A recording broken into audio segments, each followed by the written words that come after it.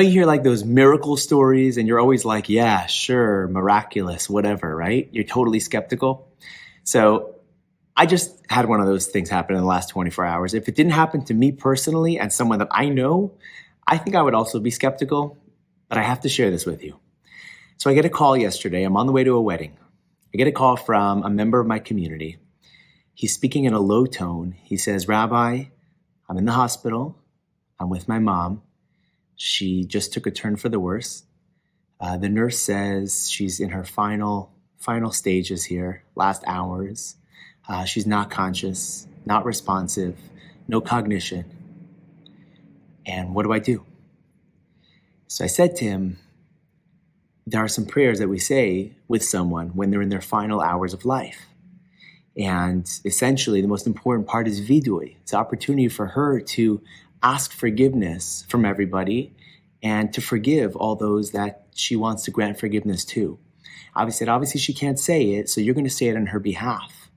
I said, now I know you're looking at your mom right now, and there's no eye movement, her eyes are closed, she's not talking, there's no response whatsoever. I said, I know that.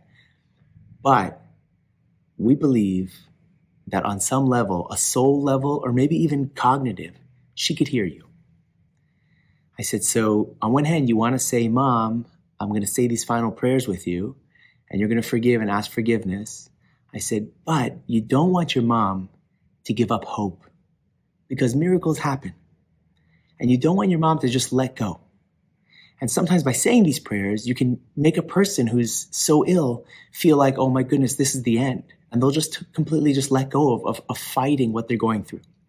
I said, so you want to tell her that prayer is a powerful thing, and that many people have said these prayers and had gotten better and had miraculous recoveries. He said, okay, absolutely, got it.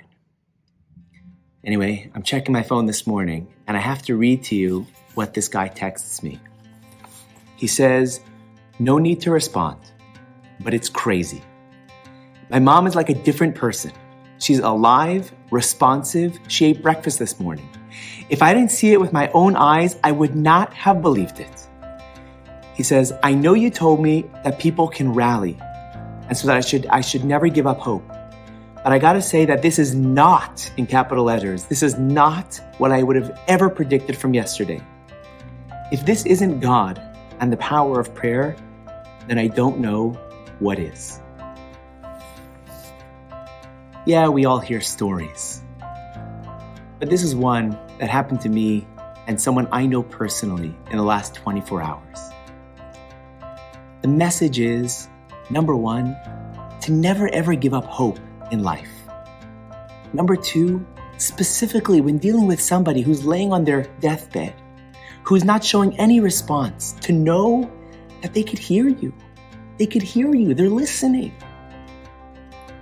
And number three, to understand the power of prayer. That you never ever know what a prayer can do in life. We all go through things and when we're going through struggles, we often feel like this is it, this is the end. Like the doctors say that there's no hope. The doctor said she's got 1 week, 6 months, so on and so forth. But pray. Anything's possible. God runs this world. We're going through something in our marriages or with our kids, and we just feel like it's hopeless. It's endless. It's never going to work out. Things won't be resolved. Things aren't going to turn around, and we just don't see the light at the end of the tunnel. But we have to stop and remember this story. Remember how many miracles have happened in life. Remember the power of prayer, and remember to never, ever give up